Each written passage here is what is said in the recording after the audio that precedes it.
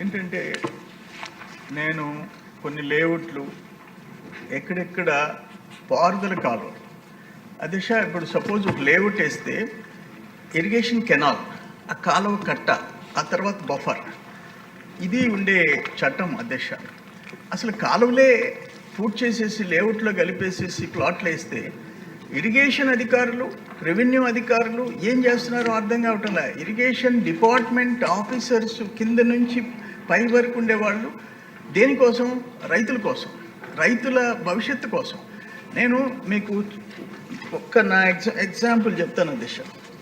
జాఫ్సాబ్ canal, Koduru కాలువ, లేబూర్ కాలువ, వరిగొండ పంచాయతీ రావురువారి కండ్రిగా 2 ఎకరాలు కంప్లీట్గా లేఅవుట్లో కలిపేసుకున్నారు. వెంకటాచలం మండలం చెమడుగుంట పంచాయతీ జాతీయ రహదారి పక్కన, నేషనల్ హైవే పక్కన ఇరిగేషన్ స్థలాలు ఆక్రమించేసారు. కండలేరు కాలువ, ఎడం కాలువ అలైన్మెంట్ మార్చేసేస్తున్నారు. పొదలకూరులో పొట్టేళ్ళు కాలువ పూర్తి చేస్తే నేను డిపార్ట్మెంట్స్ని పంపించి మిషన్ పెట్టి ఆ కాలువ ఓపెన్ చేయించాను అధ్యక్ష.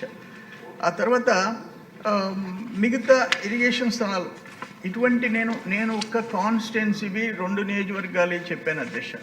నేనేమంటానంటే ఈ పరిస్థితి ఇంకొకటి ఏంటంటే ఆ లేఅవుట్లు వేసి, ఒకవేళ ఇరిగేషన్ మినిస్టర్ గారికి సంబంధం కాకపోయినా లేఅవుట్లు వేసి ఓపెన్ స్పేస్ 10% స్థలం వదిలిపెట్టి ఆ పిల్లలు ఆడుకునేదానికి ఒక బడి, ఒక గుడి, ఒక మసీదు, ఒక చర్చ్, అసలు ఆ సపోజ్ 20 ఎకరాలు వేశారు, 10% 2 ఏకర్స్, 2 ఏకర్స్ ఓపెన్ చూపిస్తున్నారు.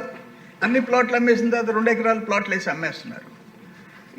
ఇటువంటి భవిష్యత్ తరాల దిశ. నేననేది భవిష్యత్. ఒక పక్కన రైతులు, రైతు బిడ్డల భవిష్యత్తు, ప్లస్ ఆ లేఅవుట్లో అక్రమంగా మొత్తం 10% కూడా వదలకుండా, గాలి పీల్చుకునేదానికి కూడా లేకుండా చేసే దుర్మార్గాలు నా కళ్ళారా చూశాను అధ్యక్ష. అందుకని ఇప్పుడు ఆడ పొట్టేళ్ళ కాలువ నేను మిషన్ పెట్టి తీయించేస్తే ఇమ్మీడియట్గా వాళ్ళు పోసేసి వేరే ఒక ఊర్లో కాలువ పూర్తి చేసేసినారు.